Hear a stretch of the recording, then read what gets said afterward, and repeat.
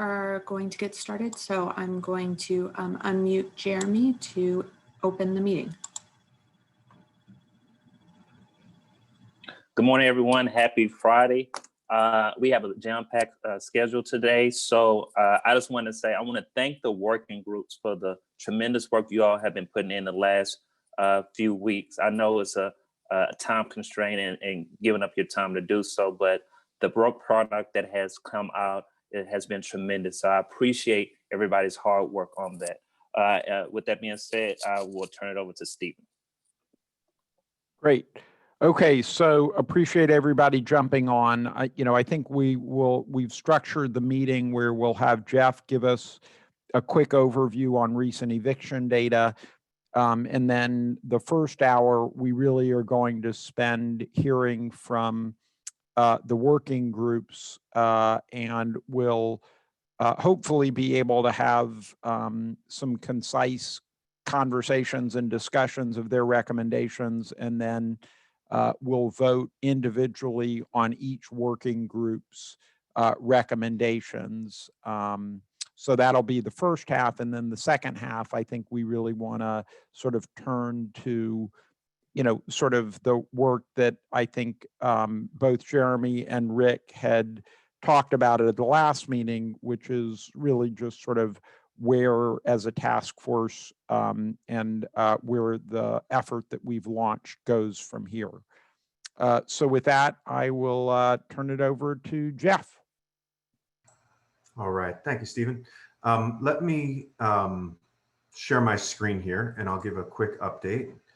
Just to confirm, everybody can see my screen. Fantastic. So going forward, I'm going to keep giving updates about the CDC moratorium as well. So eviction cases have been steady in terms of filings. There was an anomaly after the Martin Luther King Day holiday where we saw double the eviction cases that were processed the following day. I think that's just an anomaly. The trend is elevated but steady, including the docket trend. In terms of defendant representation, that's starting to trend downward. We're seeing only about 2.5% of defendants assisted by attorneys since the beginning of 2021.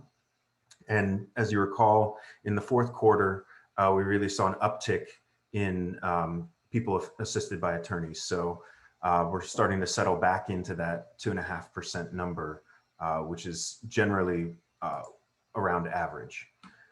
I also want to give some data about the CDC eviction moratorium and how that's been working. As you recall, last time I gave a presentation on that and I went deep into our methodology. I'm not going to do that today, but I am going to just give a few reminders around the boundaries of the data and what it means. One is that I updated the data. The last time I presented it, it was through the end of 2020. I kept only tracking those cases, but now I've tracked them through January 25th. And going forward, we're going to start tracking all cases going through the system. What we found is that of that cases that we're tracking, about 16% had a CDC declaration. So we added about another 50 declarations from January 1st to January 25th. And it's important to know that this is a more moving target because we're evaluating the same number of cases over time. Every day there are hearings, every day new data comes in. So that number has the potential to go up. But as you know, we're a month into 2021. So a lot of these cases are being processed. What we found, in addition to that kind of 16% top number, is some real overlapping data around the CDC declarations. So we're looking at declarations in its entirety. About 2/3 of them had an abatement. About 1/3 of them had a final or default judgment, which means that in the case of an abatement, the CDC declaration is postponing the hearing. And in the case of a default or final judgment, it's postponing the writ of possession. And so it's important to know that sometimes a case might have an abatement and get dismissed. It might have an abatement and then have a judgment and then get dismissed. There's lots of different ways that cases can navigate and change statuses through the system. And so I'm going to be publishing something on this likely today or tomorrow, and looking to help frame this in a way that is very clear, because it can get very confusing very fast. But what's important to note is that when the CDC declaration is enacted, it's effective. It's effective. It's protested some of the time, but those protests are not, it's not an overwhelming number of protests, and it does seem to postpone hearings and writs of execution. So I'm going to be putting out some official numbers on this later on, in either today or tomorrow. And then I just wanted to give you all a roadmap for what kind of information you can expect to get from me in the future. One is that I want to publish this initial analysis so that we all have a reference point. Several people have asked for a presentation or for statistics, but as this is a moving target, I really want to make sure that it's full and complete before pushing it out to everybody and making sure that we don't have to do any caveats or have to recommunicate what something means. We're really trying to make sure that the data is in the most communicable and accurate format possible. And hopefully that'll be done very soon. We're going to add an infrastructure to start tracking cases filed in 2021. And we're going to add an infrastructure to update it once a week. Currently, it takes about 18 hours to update the data. So that's an uninterrupted process if it doesn't error out. So it is kind of a lift to update all of this data. But we're hoping to do that now once a week. And then hopefully in March or April, add these statistics to the dashboard, considering we do expect this moratorium to get extended. So with that, I'm happy to answer any questions, or we can move on in the meeting.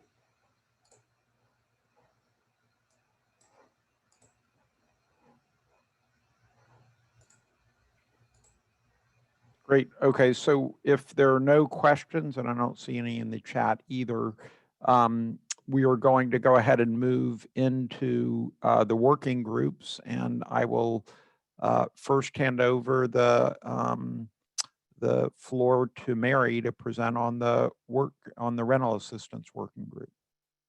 Thanks, Jeff. Good morning, everybody. I was wondering if the recommendations are going to be put on the screen, or shall I just talk you through them? Hold Yes, on just a Elaine's second. gonna put them on the screen.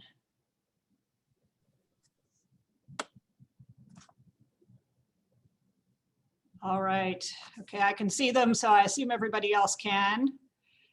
So the work group on rental assistance has really been working very hard. I want to acknowledge that in the beginning and thank everybody who participated in the work group. It's a group representing tenant advocates, landlords, funders, housing assistance providers, and we had a lot of really great conversations and really have produced a lot over the last however many months it has been since we started this process. So many of these recommendations will not be brand new to you because they have been put out in different forms over the course of these months as different issues came before us. So even, very recently, recommendations were provided related to the most recent stimulus and relief package. So as I said, many of these will be familiar to you. But these today's set of recommendations are meant to be general and not tied to any specific funding opportunity or program that's out there. In addition to rental assistance recommendations, the work group also assisted on the development of a couple of specific initiatives, the rental assistance auction concept that you heard about last time, a tenant landlord facilitation process that has just begun to be implemented. So, there's been a lot going on. But the main intent of the group's focus is to keep people housed and to benefit the tenants in keeping them housed and to stabilize the housing market, which also benefits property owners and managers. The group's recommendations were based on experience here in Harris County, as well as looking at what has been happening with similar programs elsewhere in Texas. So now let me go through point by point the specific recommendations. Number one, we've talked about it a lot, aligning city and county rent, utility, and direct assistance programs. The continued disparity between the rules of programs creates confusion for both tenants and landlords and makes the programs less efficient overall. So alignment should include clear communication about the programs, ideally through one entry point, simple eligibility requirements, clear determination of the target population, funding limits and amounts of assistance. You know, to the extent that all of these things can be in step, it just makes it better and more efficient for everyone. We did also want to consider direct assistance. And as I said at the outset, you know, the main focus was rental assistance because housing stability is our goal, but we do recognize that direct assistance can be really important to stabilizing people's housing or enabling them to move to another home if it's not possible for them to remain in their current situation. You know, direct assistance has some benefits. It can be faster, it maintains the dignity of the household. So we do want to encourage those programs to continue alongside of rental assistance programs. And we do want to acknowledge that a lot of alignment has occurred. So the city and the county, Baker Ripley, Catholic Charities, Connective, you know, there has been a lot of good outcomes in terms of aligning programs. So now I'd like to move to item number 2, simplifying eligibility requirements and removing eligibility barriers.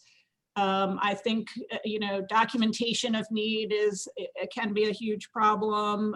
So self-certifications have proven to be very effective. We would like to see those continue. We will, of course, encourage programs to be accessible to all households, regardless of immigration status. This has been consistent with our recommendations from the task force and from the outset.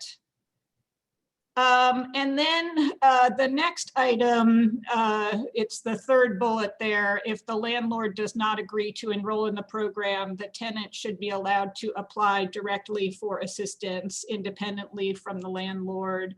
That was one of the stickiest issues, honestly, for our work group. And we chose not to go into detail about what it means that the landlord doesn't agree to enroll, but really just to emphasize our concern that some tenants' housing may be disrupted because of landlord lack of participation. And we want to acknowledge that and indicate that there really should be a route for tenants to get direct assistance in the case that their landlord does not participate. And let me also emphasize that direct assistance should be distributed at the same rate as landlord assistance. In other words, the dollars going directly to tenants should be the same as if dollars had gone to their landlords, because that's the equitable outcome when landlords are not participating. The next bullet there, the fourth one, tenants should not be required to prove imminent threat of eviction in order to be eligible for rental assistance. We have discussed this previously. You know, putting somebody through that trauma, creating the expense and work for the landlord just to get the assistance is counterproductive. So self-certification should be enough for somebody to qualify for assistance, or if some other proof is required, we've provided here a list of possible documentation that could be provided to show that the tenant is under stress and needs some help. And finally, let's make sure that we're looking at other sources of funds to support tenants in need. All right, priority target populations, consistent with our earlier recommendations. We want to prioritize low and very low income families, cost burdened households, and historically disinvested communities of color. And we have here some specific recommendations for how to accomplish these goals. So lowest cost rental housing and looking at randomized distribution of assistance are ways that we can accomplish these goals.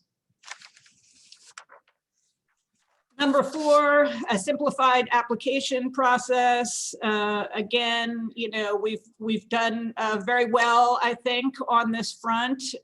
So kudos to Connective, Baker Ripley, and Catholic Charities for really doing a great job on past programs. And we want to continue to leverage these best practices in the future. So, we've itemized here some of the winning strategies that have been deployed: a single application portal, alternative methods of application for people who lack access to technology, working with community-based organizations, and then, of course, just getting the money out there as quickly as possible. Number 5, effective communication strategies. We have seen issues with landlords and tenants, understanding the programs. They are complicated, and people are under a lot of stress and dealing with a lot of new information. So we just wanted to emphasize the need to really get the message out about the programs in multiple venues, so that people are aware and able to use the resources that are out there, making sure that we have the information out in multiple languages, using texting, etc. Number 6, so with regard to requirements for assistance, we really recognize that some of the prior programs created barriers for participation by landlords who were concerned about some of the rules that were put into place. So we would like to see that rental assistance programs are attractive for landlord participation and really are meeting our goals of stabilizing housing. So to that end, we recommend that the programs cover all past due rent and a minimum of 1 month of future rent. We have flexible ways to provide the assistance to those in need, including gift cards for those who are unbanked or underbanked. If the assistance doesn't eliminate all prior debt, we'd like to see some payment plans put in place to reduce the future risk of eviction. And we do feel that landlords should not evict a tenant who has received assistance for a fixed period of time. We'd also like to see resources made available to tenants for additional resources, again, with the end of stabilizing their housing.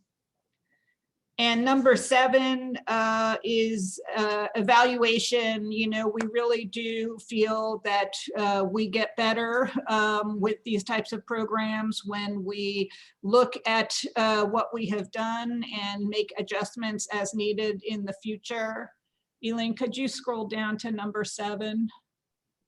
So, so we are recommending that evaluation processes be put into place to make sure that we can have continual improvement in our programs. So, so following those specific recommendations, we do have a few sort of longer term system-wide recommendations. So building capacity for future disasters. We all know that we are in an almost perpetual state of disaster in Houston, unfortunately, and that we need to have the capacity to respond to future needs. So let's go ahead and build up the capacity to respond to what comes next, creating the infrastructure for the future. Looking at innovative methods to distribute rental and direct financial assistance using pilot programs as we have in this disaster to test out new ways of doing things to achieve our goals. And creating enforcement systems finally to make sure that that the rules are followed. Elaine, could you scroll down one more time? Creating enforcement systems to make sure that rules are followed when we do have rules governing, say, you know, eviction, moratoriums or payment plans. We need to have ways to making sure that those things take place. So again, you can see the work group member list. Thanks to all. I appreciate the honor of getting to share our recommendations. And I also appreciate Martha for her fearless facilitation in getting us to this point. Thank you. Great. Thanks, Mary. So any questions from folks that were not on the rental assistance working group, or additional comments that people who were members of the rental assistance working group would want to add here before we vote?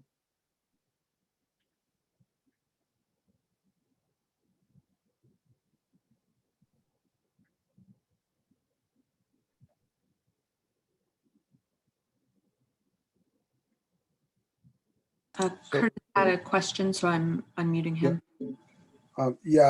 Thank you for the presentation, Mary, and Martha, again, thank you for the work and the rest of the group. It's very good. This question, there are 2 questions and they're somewhat related. And for those of you who dealt with auditing procedures with government funding sources, do mixed funding sources for tenant assistance create program auditing challenges is one question, and that should we kind of get folk to think about that ahead of time so that it's designed in such a way that those auditing issues are reduced. There's a lot of concern, I know, at the state level about funding from multiple sources and making sure that there's not overlap.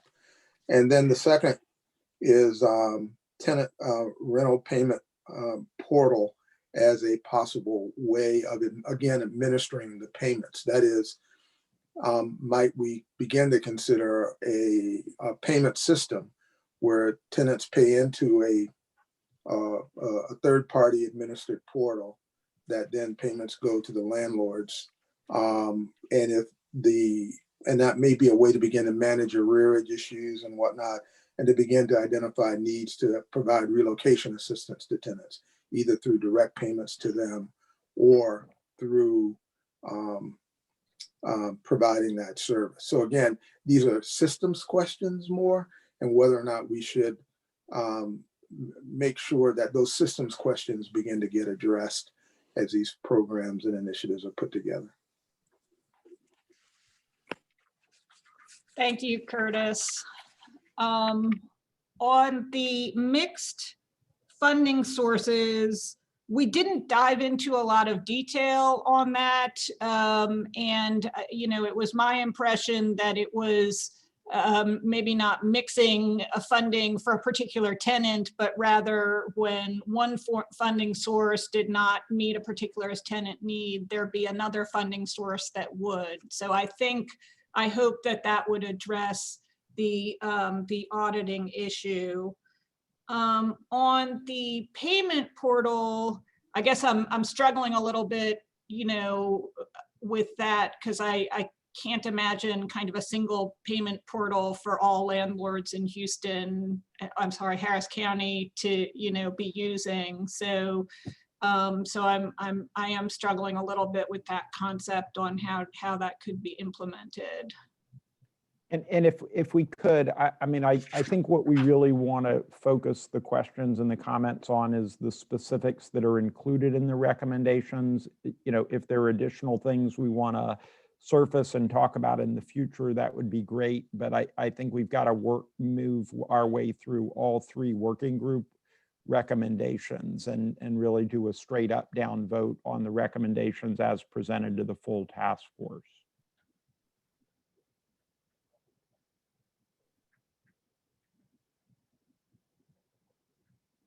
So other questions or comments before we put it to a vote?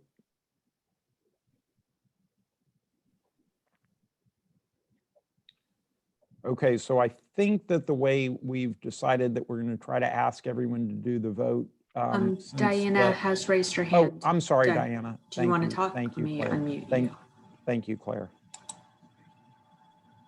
Sorry about that, Diana. Yeah, no, sorry. I keep forgetting how to work the thing with the hand. I just wanted to say thanks to Mary for presenting and the work group. I think, the process has really slowed down a little bit to have some conversations and some back and forth. And as Mary's, pointed out, there was active debate on some key areas that were worked through. So really just appreciated the process this round and wanted to just make that clear. Thanks. Okay, anything else before we vote? Okay, so by the process we'll use to vote is just to ask everybody to vote in the chat box by sending your vote to everyone. And just by way of reminder, only task force members should be voting. I know we've got some non-task force members that are welcome to be listening in and watching on the call, but only the 23 task force members should be voting at this point.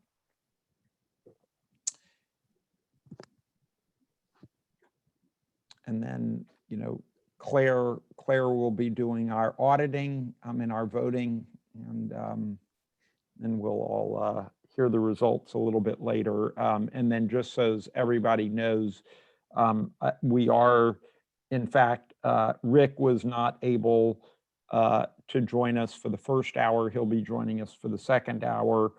And we had advance notice from Howard, Allen, Courtney, and Cynthia that they would not be able to join us. And so we will be getting their votes separately. All right, so while that's being finalized, why don't we turn it over? And I think Guadalupe is going to be presenting on the Access to Justice Working Group recommendations.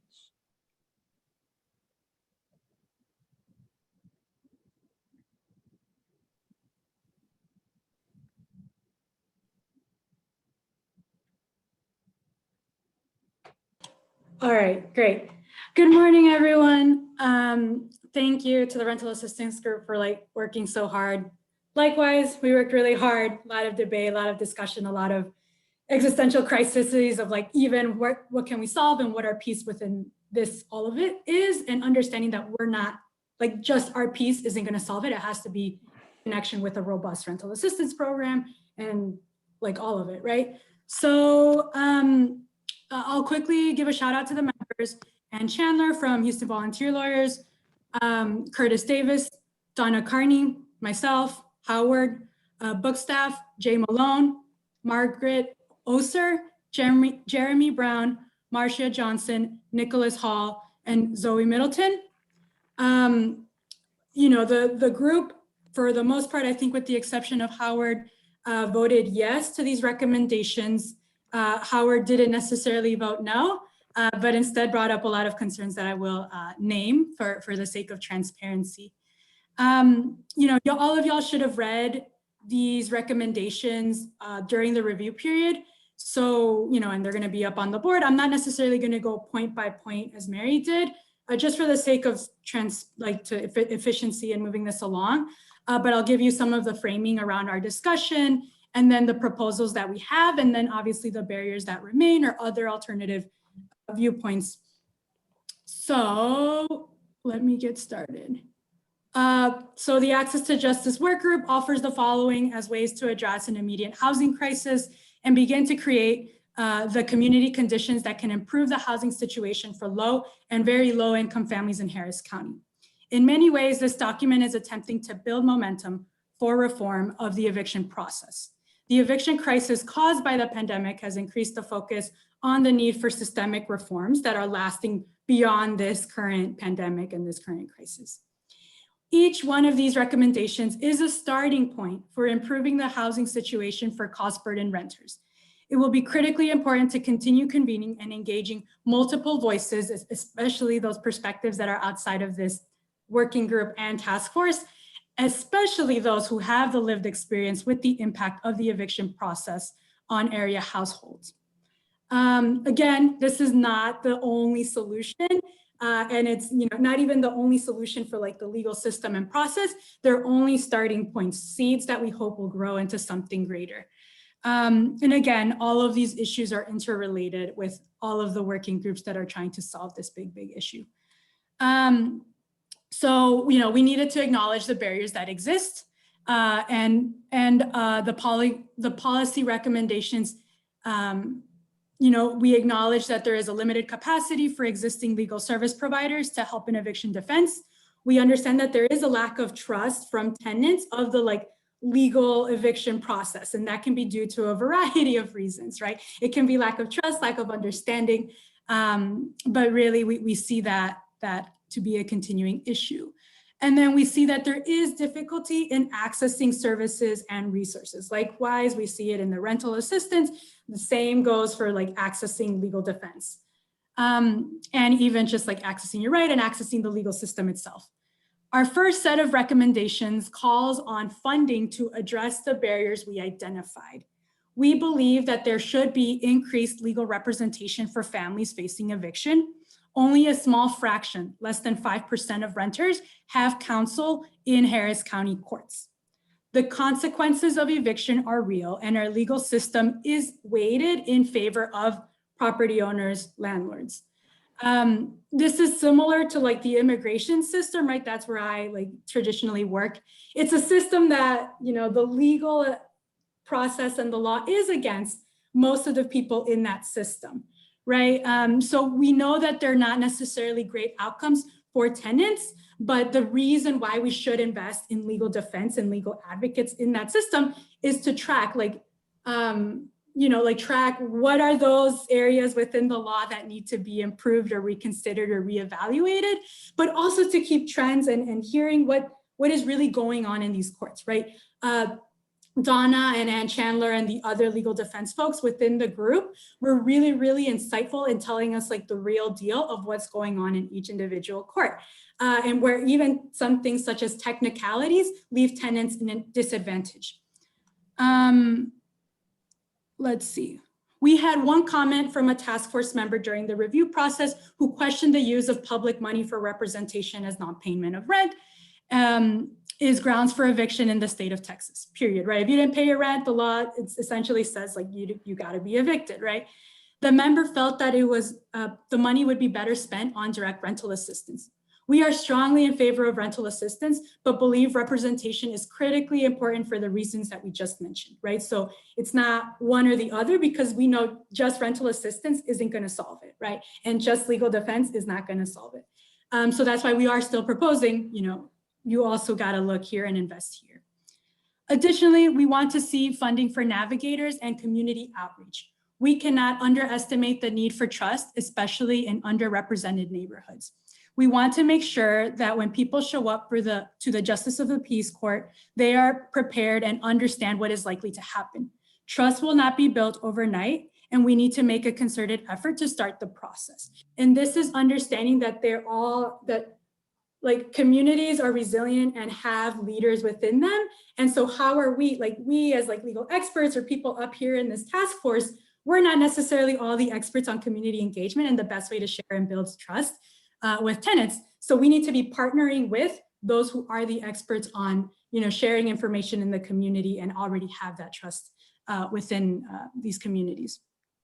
We also want to see that we're fostering collaboration between legal service providers, rental assistance agencies, and other social services. We need to design services from the user perspective. Additionally, there are some other recommendations that we think we can begin to improve conditions for those facing evictions.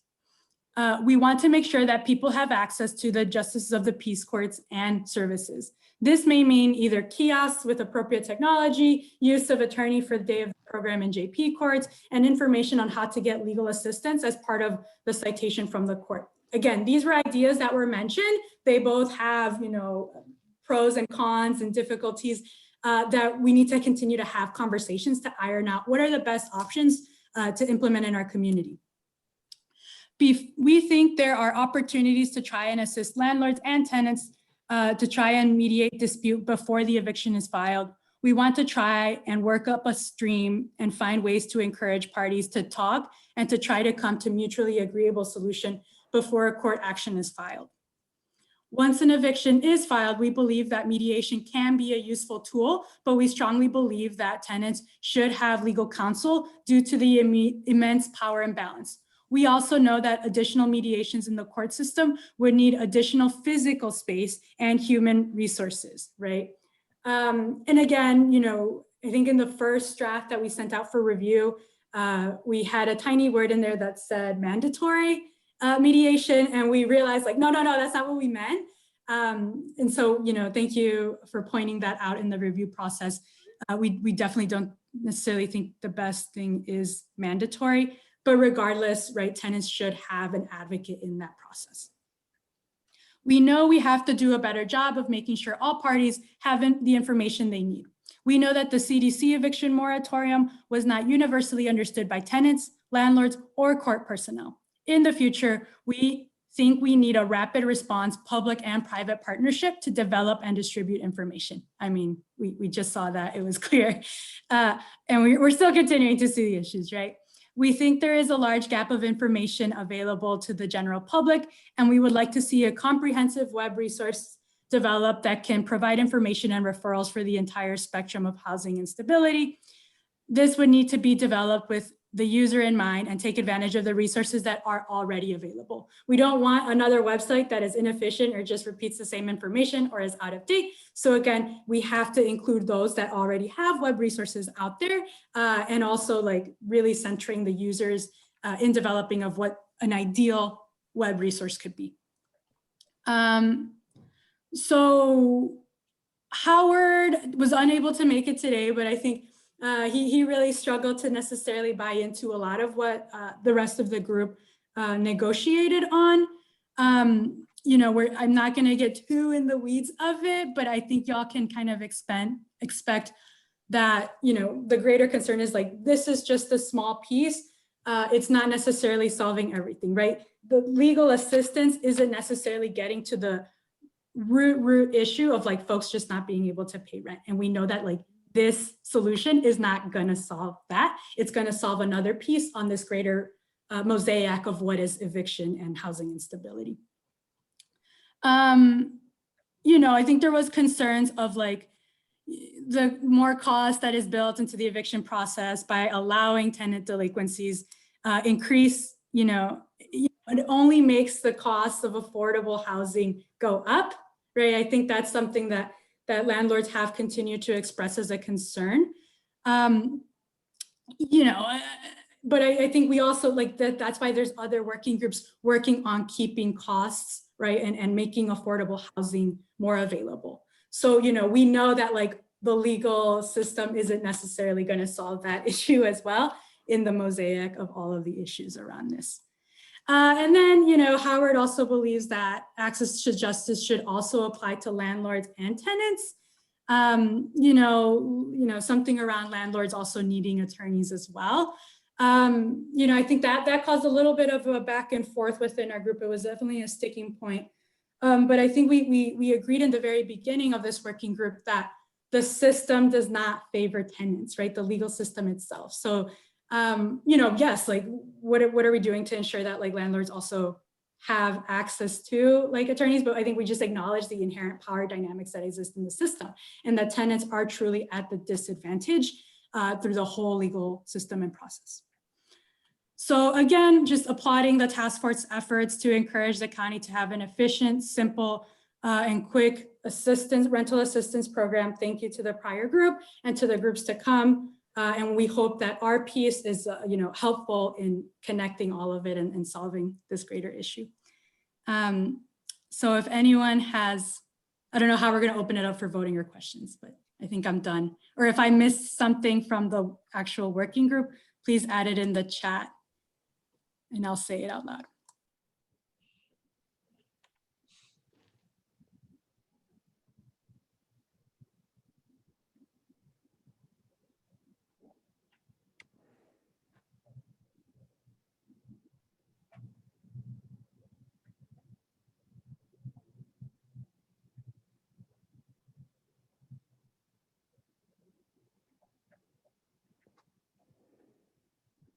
John, I see you have a question, yeah, or statement.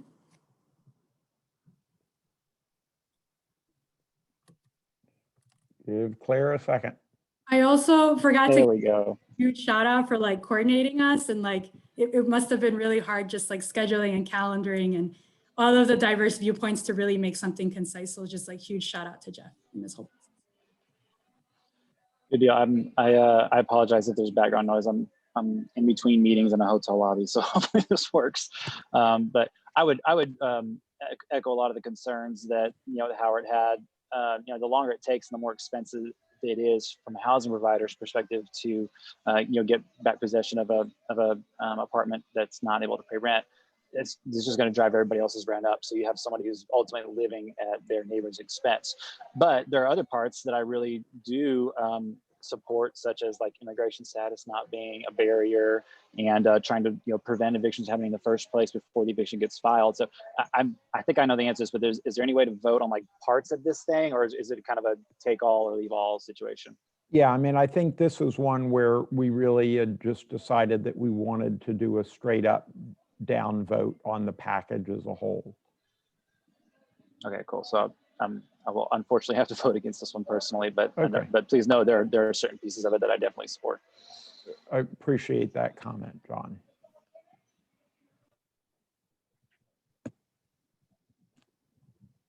Okay, any other questions or comments from working group members before we ask everyone to add their votes to the chat here?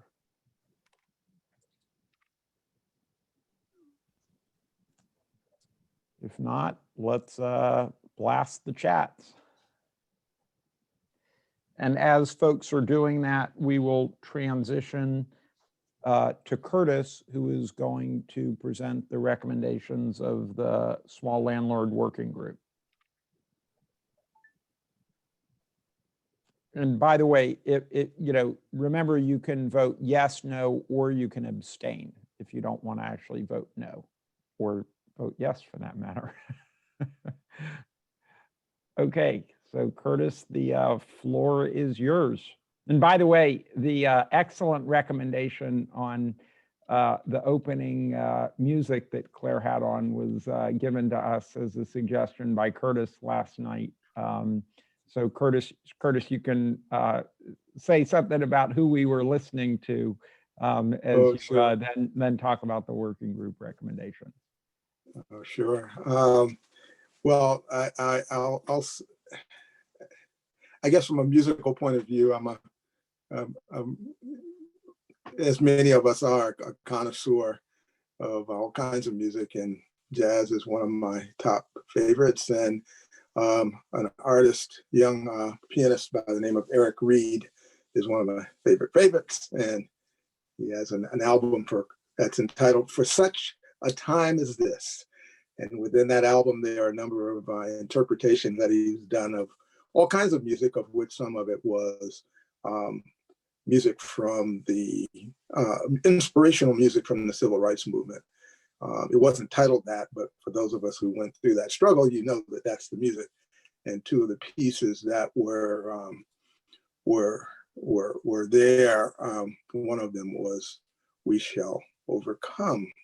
And I think in the context of the work that we are doing, and given that it's Black History Month, and given all of the things that we're going through together, I thought that that was appropriate for our considerations.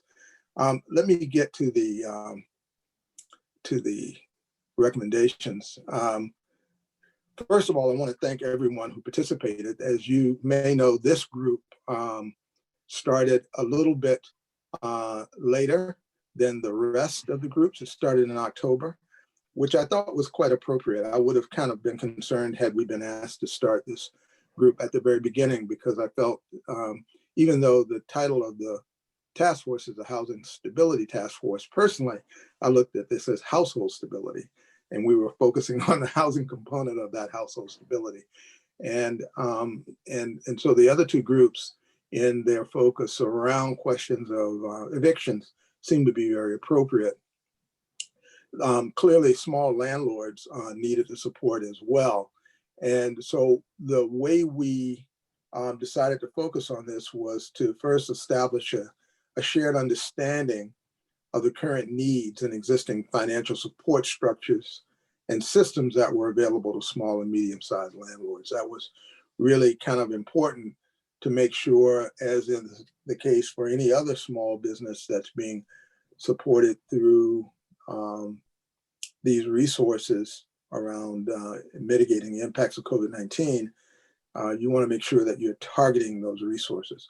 Explore potential solutions for property stabilization. Again, the assumption is that an individual property, particularly with small landlords, becomes destabilized more so than for larger landlords when tenants are unable to pay their rent. And then develop initial recommendations. And so the group really kind of focused initially on who is a small landlord. And we went through the kind of physical definition based on unit counts. And then some early research really understood that determining who small landlords are can be kind of tricky, because if you go through the records, a lot of the properties are owned by LLCs. And some of the LLCs are more professional than others. And so we decided that if we just focused initially on a number of door counts, that might be a good indicator. And to the rescue in our work came the work of Avail and the work more particularly of Connective. And Connective's work in doing interviews and focus groups with tenants and small landlords revealed something that we all kind of knew in our guts, but kind of organized it in a way that we could begin to talk about landlords as archetypes or personas or characters, and begin to think about small landlords, not just in terms of how many units do you own, but what stage in your landlording life are you, and can that be characterized?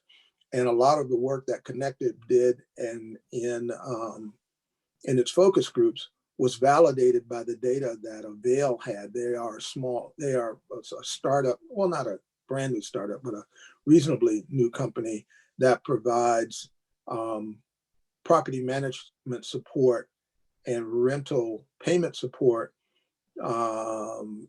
to mom and pop organizations across the country. And they came to our awareness through work that they were doing with the Urban Institute and beginning to understand the dynamics around naturally occurring affordable housing, which typically falls into these categories of small landlords. So we noted that there were challenges associated with that related to communications and outreach challenges to the small landlords. It's a very diffuse group, even though they constitute about half of the affordable housing units available in the whole market. So the larger landlords, those who have over, a couple hundred units are more easily contacted and communicated with. Property owned by limited liability corporations add an additional layer of complexity in determining the financial and other resource needs to support the stability of the rental housing market. I can't overestimate the challenge that presents in understanding whether or not you're adequately targeting resources. With larger landlords that have reserves and the ability to absorb for some period of time rental hits, even though they can't fully absorb it, it's not going to necessarily cause them to go belly up while we go through adjustments over a period of time. Whereas a small landlord, there are lots of pressures on them to sell their property. And if they sell their property, the likelihood of it remaining as affordable housing can be very dicey. And it's really not transparent. We don't have the data. So if in doubt, the assumption is that it won't remain affordable housing. Let's keep going. The opportunities that we saw was associated with continuing to develop additional recommendations for long-term landlord property stabilization. We really didn't believe that all of the issues that need to be addressed could be addressed, and we really needed to focus it on two areas: how to address the immediate needs of the small landlords, and then how to address the system, which is the way that the other groups organized their thinking on the recommendations as well.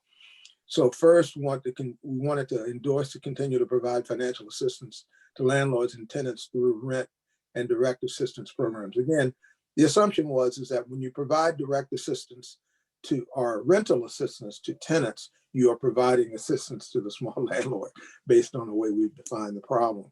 So we saw that as a support, and we wanted to look at this from the landlord's point of view and to use focus groups to vet requirements imposed on landlords. Again, the idea is to facilitate their participation, to offer technical assistance to small and medium-sized landlords. It was really clear through some of the focus groups, and we included some of the landlords who emerged through the focus groups in our discussion. So they weren't formal members of the work group, but they participated in much of our discussions and really were invaluable in helping us understand the subtleties of how to work with small landlords. And one of the major issues is that this group just isn't aware of a lot of what's going on with these programs. And then the third point was to expand rental assistance programs so that we can support tenants whose landlords don't want to participate. I mean, that's really a major part of this. Again, we can talk a little bit more about it later. The second point was to adopt a clear definition of small and medium-sized landlords. Again, we've talked about that a little earlier, but the point that I wanted to note was that Connected came up with these three terms. They're debatable and we can go around and around, but it helped the group think about who we are trying to serve. And they are the strategist, the novice, and the burnout.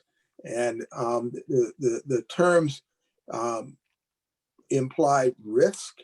That is, who is more at risk of saying, enough of this, I'm going to sell my property. A lot of these landlords get calls daily. I mean, many of us who own homes, depending on the neighborhood you're in, get calls from people who want to buy your home and renovate it for rentals or for sales. And these small landlords get calls all the time, and they're thoroughly inundated. And every day they have an off-ramp, if you will, out of being a small landlord. And so that issue was something we wanted to keep in mind. Number 3 was develop and deploy innovative and varied methods for financing. The 4th one was to create a parallel programs. We've talked about this across everything to make sure that the county and the city are working in concert so that there's a clarity across the landlord and tenant communities. The 5th point was to communicate effectively with property owners. Again, I've talked about that and we detailed more specifically strategies for doing that. And down in the 6th point, we wanted to commit to a rigorous evaluation. Again, everyone agreed that if we're going to be making these recommendations to do something, the issue is there should be an understanding of what effect that we want to have on this. Then in terms of the longer term recommendations, again, we saw this whole issue of market stabilization being longer term, and there needs to be quite a bit more discussion about it, particularly one on providing property tax relief. We know that's a very complex issue, but we still felt, because we were hearing it from the small landlords, that there needs to be a way to begin to think about the property tax as a mechanism for providing some relief. Develop parallel programs at the Harris County Community Service Department and the Houston Housing and Community Development Department that really begins to look at how to communicate strategies for temporary rehousing and really linking into the systems that include the whole community of care associated, in this case, with COVID-19. And that's something that is not so much, it will involve money, but it really involves more thinking and strategic thinking in terms of how to deal with this. The 3rd point was to incentivize the development of smaller affordable housing units. There's a whole trend in urban planning that talks about a term called the missing middle. The missing middle being the middle scaled housing of 2 to quad units, or these kind of California style courtyard developments. A lot of that stuff was in the Montrose area when I was in college in the 70s and in the 3rd Ward, and a lot of it's been demolished. But as a housing form, it would really suit this market well. And how do we incentivize that? Advocate for the improvement of HUD Section 8 Housing Choice Voucher Program. Again, that's number 4. That's something that's been going on for years. Just refocusing on that and really pushing that forward. And then the 5th point was to coordinate the development of a voluntary housing regional landlord repository. The whole issue of information kept coming up, and small landlords being part of an information network and communication network is key. Clearly, there would have to be ways of collecting information that would anonymize individuals, but at the same time, being able to communicate and have ways of developing rich communication and support was key. So that last point can again link to a lot of the things that everyone else has been talking about. We look to go forward with this work because a lot of the work that we determined was not as, even though it's part of a crisis, maintaining an overall focus on the tenant support was primary, and that many of the things that we'd like to see happen for the small landlords might take a little bit longer. There was a pilot initiative that LISC put forward in terms of providing direct assistance to small landlords on a grant basis. And that had a couple of benefits. One, it served as a fishing hook to get the appropriate landlords together and begin to get information and understand kind of their needs a little bit better. And 2, in the long term, it could be a way to think about how best to design support programs, either low interest loans or incentive grants and that sort of thing. But the complexity of that and making sure that the money is doing what you want it to do is going to require more thought. So that's basically it. Fantastic, Curtis. Yeah, I know that one of our members joined who's on vacation, John Borak, and had a lot to say. I didn't talk too much about our methodology, but if John wants to add anything, he certainly is invited to. I don't have anything specific to comment other than I just appreciate the focus on supporting the other side of the equation here and making sure that landlords are supported also. And anything we can do to get property tax relief will be huge. And then I would love to see the Section 8 housing voucher program revised to a point to make it more palpable and make that a bigger impact in the city.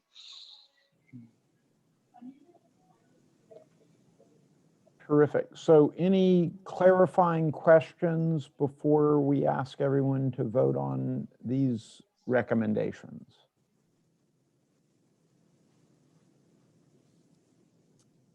If not, then not seeing any, let's open up the chat. So please vote on the chat. And then as we do that, I will transition to Elaine, who is going to update everyone on the policy working group.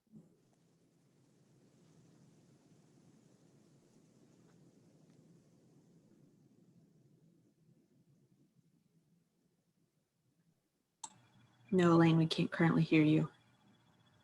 Oh, hi, everyone. I'm going to give a quick update on the policy response team and where we are. So just as a recap, this group is looking at how other jurisdictions have approached preventing evictions and addressing housing stability before and during COVID-19, and evaluate which policies or programs that were not addressed or explored with other work groups might be part of our final or policy recommendations that align with the task force goals. A few notes, there were some strategies that were part of our research that other work groups explored. The Access to Justice work group work on mediation, and the court navigators on the financial supports. We know the rent assistance work group work on assistance programs. We provided recommendations to the Texas Eviction Diversion Program that align with financial support. And on housing support, if you look into details of the landlord property stabilization document, there are how to assist small and medium-sized landlords, property tax relief, and affordable housing incentives. So we did not explore this. Here is a chart with all the things that we have discussed. We have met 3 times, and in the last 2 meetings, we went through each of these to discuss concerns or voices of support or improvement for these concepts. The ones in black are the ones that will be refined and prioritized by the group. The ones in yellow were ones that were considered too hard to considering our political context, and that the changes are to be decided at the state level. And the blue ones were things that were considered by other work groups. The ones that are scratched were ones that the group felt it didn't meet the priorities of the task force. So we kind of moved past those. So if anyone wants information on any of these, we have the slideshows with summaries of each of these if you want to explore. In next steps, I'm sending today to the policy response team the Google form in which they will provide support or concern for each of these and prioritize the ones that are more important for them. If you are not part of the policy response team and you would like to fill out this Google form, please let me know and we will share it with you.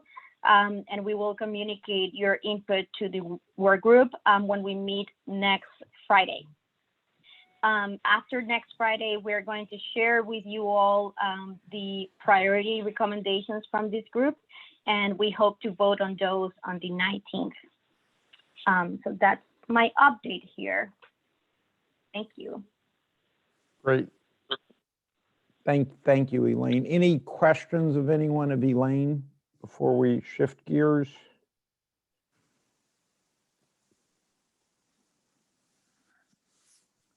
Okay, so as we transition, we wanted to just sort of transition, and I just really want to thank especially Martha, Jeff, and Curtis for facilitating the working groups, and then everyone who participated in the working groups.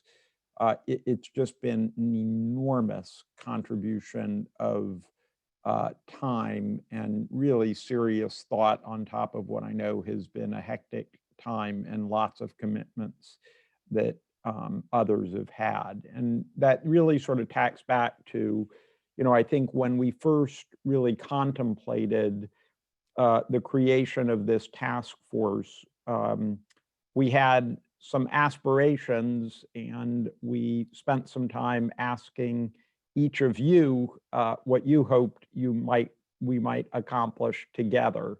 And as I think we can all reflect back as to where we were when we started back in July, many of us not knowing one another, and certainly probably not having had the kinds of real understanding of the perspectives that each of us brought to this work.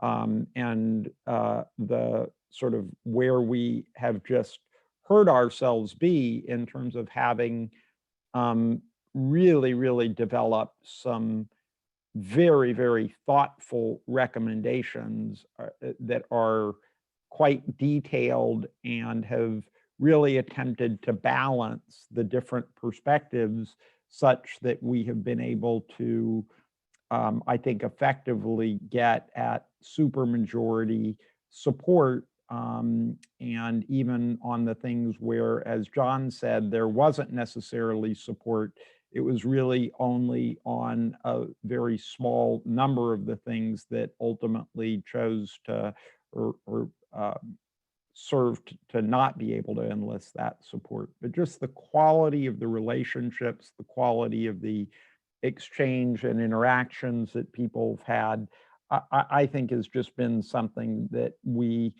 really all want to congratulate ourselves for having accomplished. I also think it's important to say that beyond the process, the substance of these recommendations are really quite significant. And they, I think, are significant both in terms of the potential impact that they can play locally. And I will just also say, based on my conversations, in fact, I had one just with Mary Cunningham this morning from the Urban Institute. This morning, the process that we have established in terms of the various stakeholders that have come together and continued to come together and meet every 2 weeks since July has just been super impressive. And I think they will have lasting impact.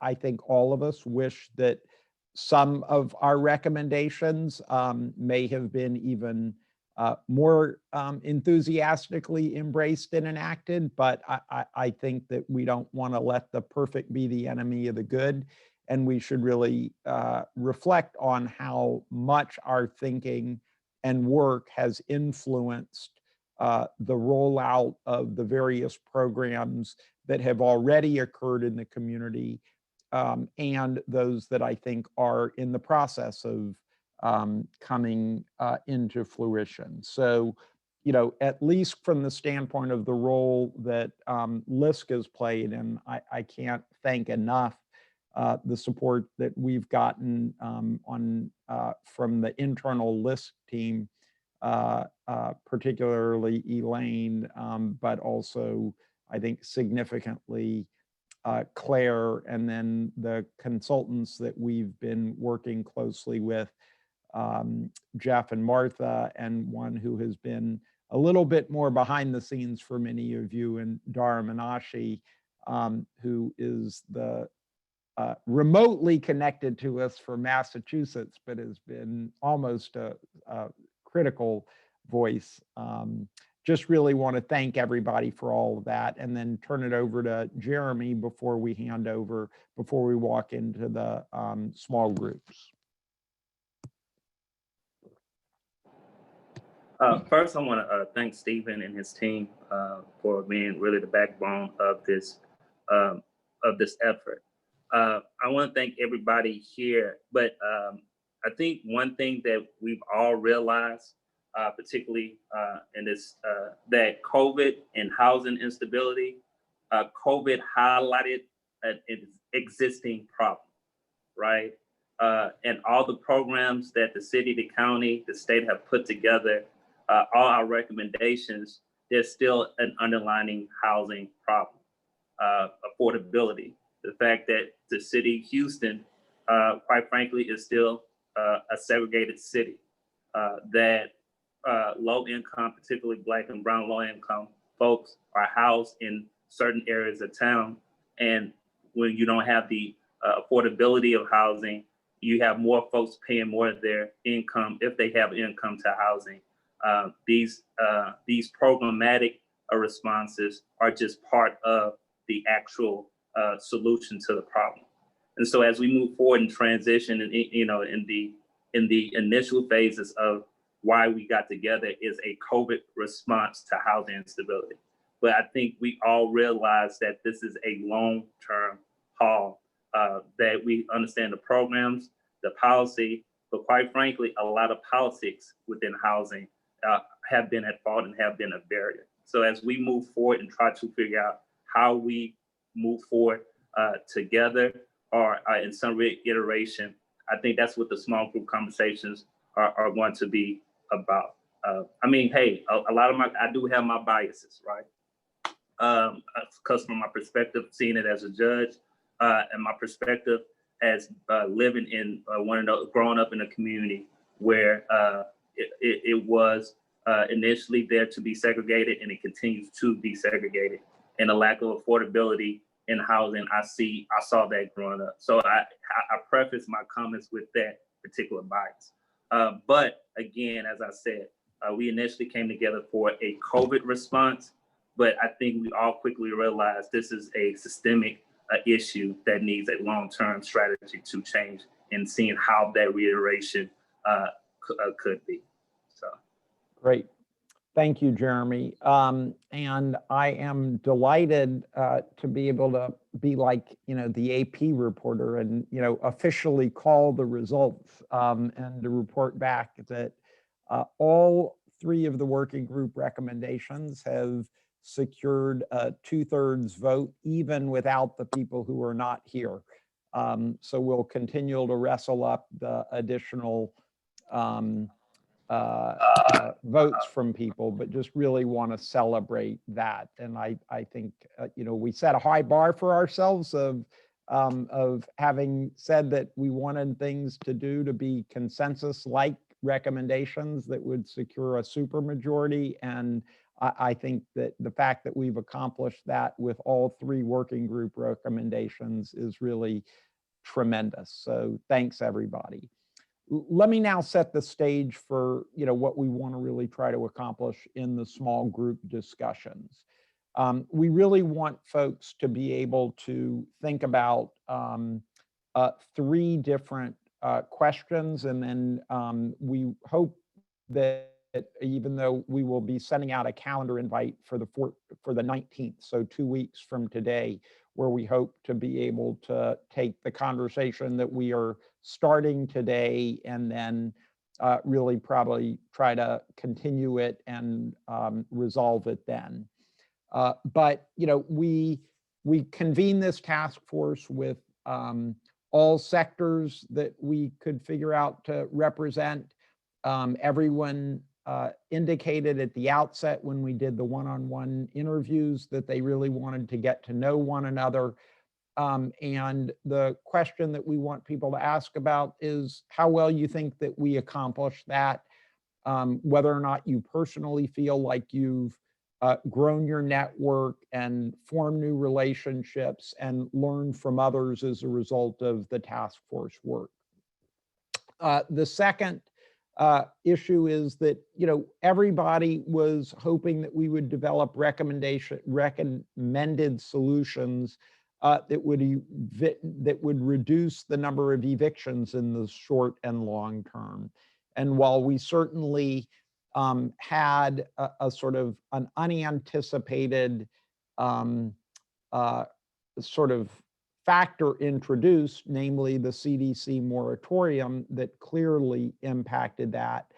I think the question is what people feel about overall the extent to which we accomplished that goal. Third, let me just say that, that we have been very fortunate in that, we have been able to get resources to be able to support the work of this task force. And we're grateful for the resources that we've been able to garner, but knowing that,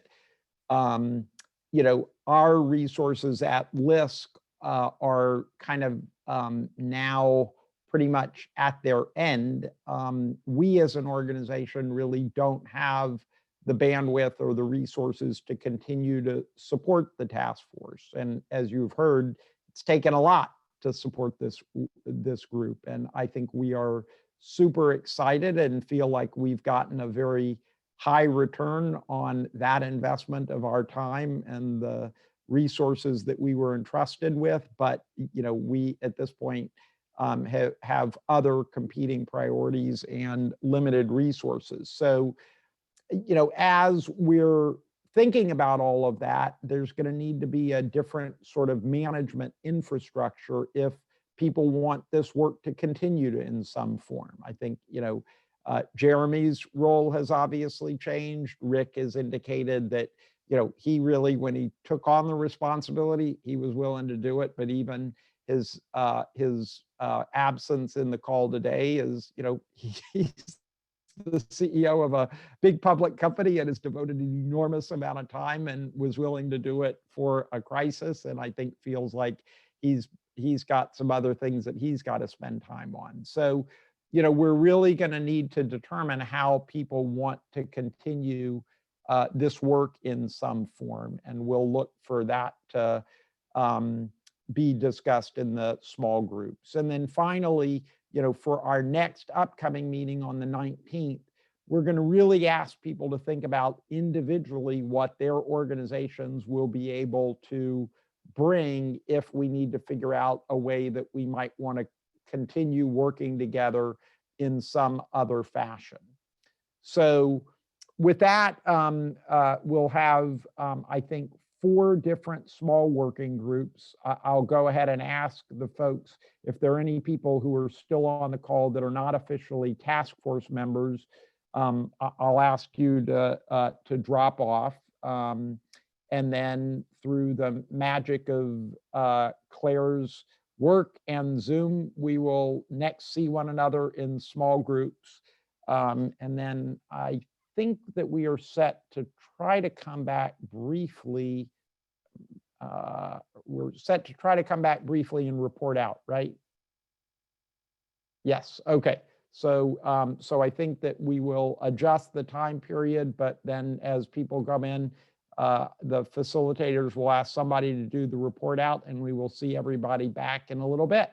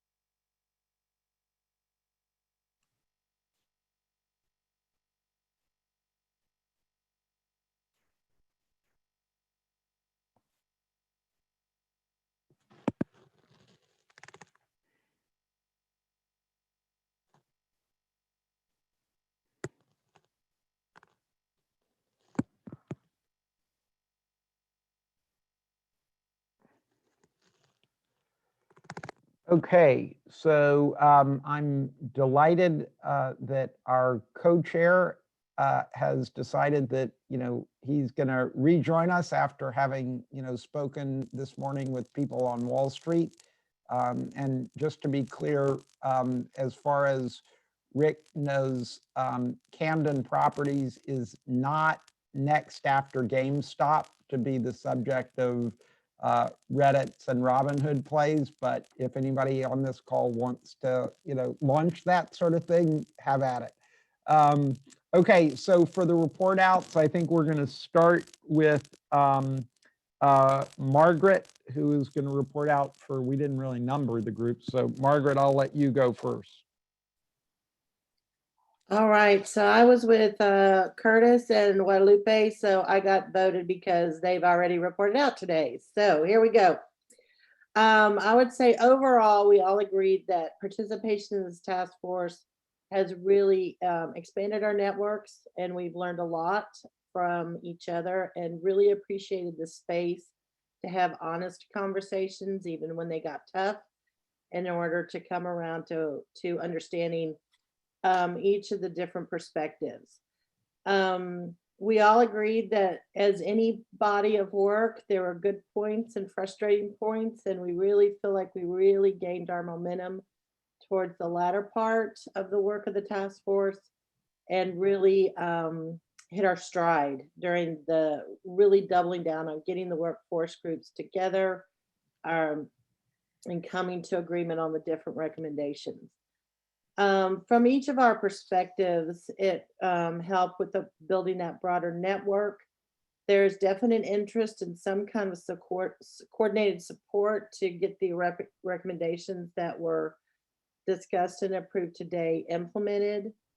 Data and research that was provided through each meeting was reiterated over and over again of how valuable that was to each of us and to the overall work.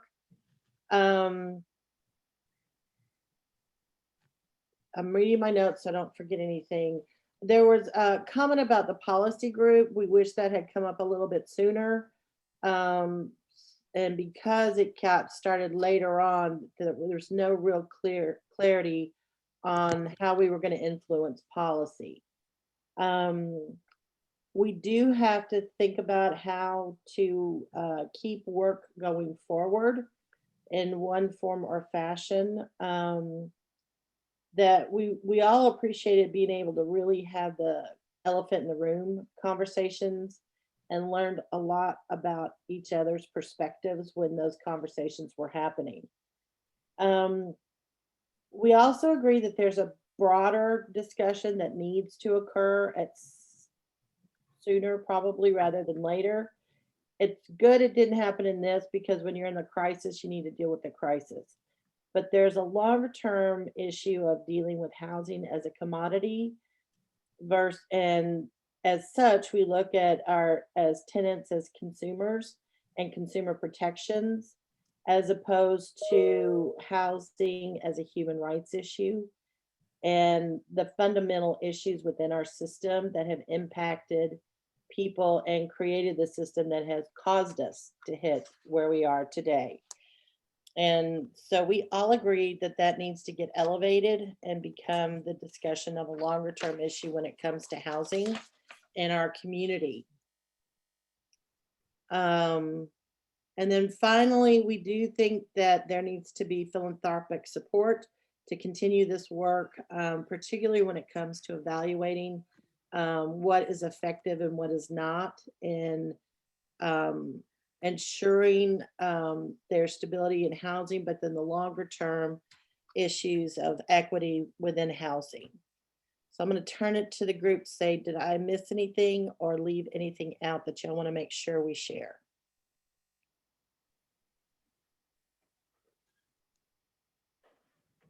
I think Curtis wants to say something. I joined this group as a representative of the Houston Housing Collaborative, and that organization has some of this work as its mission. And I'll take this back to the group for discussion. but clearly some of this work should be remanded within either structures that exist that are doing that, but it will require some philanthropic support because our government's going to have all its hands full just to execute on some of this. Great. All right, thanks. Martha, you want to maybe report out on your group? Thank you very much, Margaret and Curtis. And by the way, just for those that don't know, he apologized for not being able to do it, but Alan Watkins, who's been a member of the task force at Wells Fargo, recently announced both his departure from Wells Fargo, which is, I think, effective today, and effective Monday, he will be the new executive director of the Housing Collaborative. So without Martha. Okay, group number 2 included Zoe Middleton, Diana Zarzuelo, and Mary Lawler. And because many of them have reported out also, I am taking the helm right now. In terms of relationships and network, it was definitely a very positive experience on opportunities to use, get to know the landscape of Houston for professional development, as well as learning a lot about a field around housing where some folks didn't have as much experience. It was good, and the relationships really built both when things were working well and when they were not working well. There was a sense of great intensity, and the rapid response nature of our work made it a little bit more difficult and pressured to do it. And also the constantly shifting ground, the problems we had with different programs coming in very quickly and needing to respond quickly to those, being a part of the city effort and then not being part of the city effort. Those things kind of impacted that a little bit. We delved a little bit further into the relationships and, you know, what if you could have your fantasy dinner with anyone on the task force or any group, you know, who would they be? There were interests in specific programming, Connective and their work, along with Baker Ripley and Catholic Charities came up, as well as the Houston Housing Collaborative and the organizations that are doing wraparound services. There was some discussion and about, you know, whatever happened to the Houston Community Trust, Housing Community Trust, and what's the role in philanthropy. It's clear that private money alone can't create enough public housing, low income, affordable housing in Houston, and how do we do that? Considering whether or not our work has reduced in evictions was a little bit more difficult to reflect on and to pinpoint. And of course we have there were problems with the grace period ordinance and then it happening anyway. But we did feel that our work and our advice certainly helped further efforts that were happening on the ground, and that they were really well timed, and that that's a good byproduct of what any collaborative is doing. We looked also at, did we miss any opportunities to have greater impact? And there was a concern expressed about missing some funding opportunities, perhaps, where we could have used the opportunity to involve a broader number of members of the task force in looking at proposal opportunities and how funds could be used to try some new things or deliver services and supports in a new way that we may have missed along the way. And that there was a request really to debrief some of that later on. And going forward, we really felt that, yes, the work was going to continue and that the work of this task force needed to intersect with that in some way, and people are willing to give some thought to that. So would any of you like to add anything to that report? Okay. We're done. Great, thank you, Martha. Elaine? Hi, everyone. In our group, we had Dana Carney, Jay Malone, Rick Campo, and Renee Solis. And we spent quite a good time discussing policy change.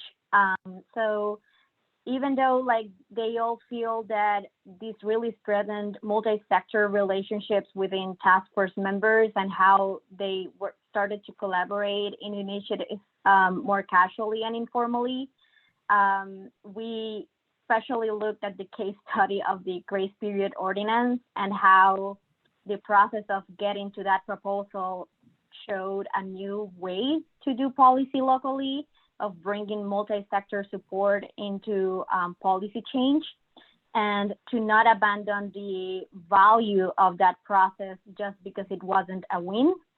And in that sense, the conversation really focused on the challenge or the missed opportunity of having a more direct support or authority from local governments, in which these recommendations were not only delivered, but what happened afterwards, how we are more efficient into implementing or pushing forward the recommendations from this group, and that is still felt as a challenge or missed opportunity.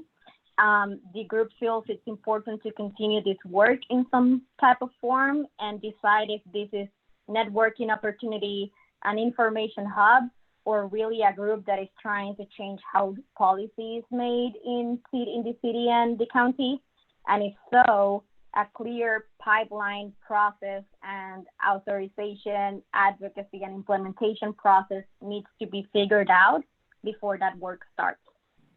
So to the group, if I missed anything, please either raise your hand or add it into the chat. Thank you. Great, thank you, Elaine. Chriselle, if you don't mind, we had Celeste and she got called away. So Chriselle will try, and then Maria or Jeremy, if either of you wants to add in, and then we'll then just hand it over to Jeremy and Rick to wrap up, because I know we're running a little bit behind. Okay, so I'll be quick. How about that? How about that? So some of the big, I'll just kind of focus on some of the big takeaways, was that meeting as a work group was a really good way to continue working together. We weren't clear, well, we didn't specifically say that, we want to continue along, in this particular format, but definitely touching base and, saying communication would be valuable. Not really sure. We feel that like there was some impact made, but it's hard to determine at what extent it was really made, especially given how early the city pulled out of the task force. But it's clear that that the county definitely is taking heed and listening to taking heed and listening to some of the recommendations that we have to offer. And we also really got to hear from and know the different stakeholders, putting more names to faces to some of the names that have kind of been floating around, and getting a better understanding about the programmatic functions. Also really raising up, getting a better understanding of the data that's out there, because there's so much data that's out there, but especially with Jeff being able to kind of tell the story of data and putting it in the context that directly relates to evictions was extremely helpful. I'm sure there's some more stuff, so team, step in and please highlight some of the things that I'm missing from our conversation. Maria, go ahead. Yeah, no, pretty much Chriselle covered it. I think the only thing, Michelle, that she didn't mention was that we do feel there's value in continuing, but with a lesser time commitment. Great.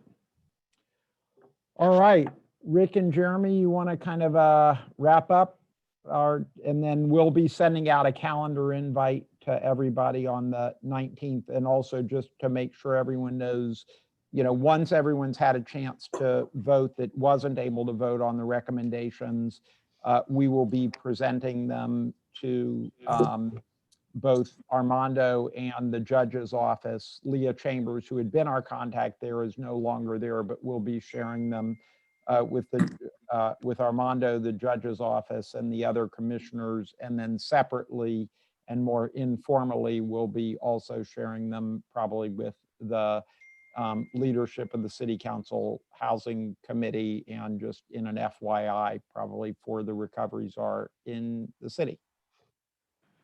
So Jeremy and Rick. Jeremy, you want to go first? You want me to? I'll go first. I just want to thank you all. It was a fruitful conversation. Thank you for all the work that's been done. I look forward to whatever reiteration that we move forward with to continue this work. So Rick, you can go. Thanks, Jeremy, and thanks, Stephen. So thanks everybody for being involved. I will tell you, I know there's a lot of frustration about, you know, the discussion of this, the city council, the ordinance and the city pulling out and all that. But I will tell you that as many years as I've been involved with city and county, which has been almost 30 years now in terms of having to deal with these folks and different folks, and the way they tend to silo and the way politicians just tend to be generally. I think this group made a big impact, and in spite of the city pulling out, they listened to us, they read what we said, we sent them all of our recommendations, they will continue to do that. The city and the county working together is a very difficult proposition. It's better today with the new county judge versus the old county judge. And I think it will get better over time. And I think at the end of the day, what has to happen is people like this group have to make their voices known. They have to tell the politicians what they think. I think we've done a good job of that. I know there's been a lot of work spent on this, and I just want to thank everybody for all the work. And trust me, the county adapted. We got more money out to people that needed rent money. And the new programs that'll be coming out, because we have the new one that was at the end of the year, and we'll have another round of rent relief that comes out of the Biden plan, and it's better and more. I think it's well organized, and clearly we had an impact in helping get those monies streamlined.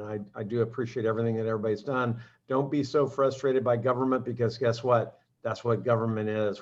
And what you have to do is keep pushing and keep working, and you just don't know what impact you're going to have. But I will guarantee you had an impact, and I really appreciate all the time and effort for everybody. And I'd love to see the group stay together. I know there's a lot of time issues, and that's a big issue for all of us. So I did enjoy meeting all of you, and I do love the ability to have these groups that oftentimes are at odds with each other, actually talking about how we can come up with solutions together. And that, I think that's a big, important part of the equation for us too. So thanks a lot.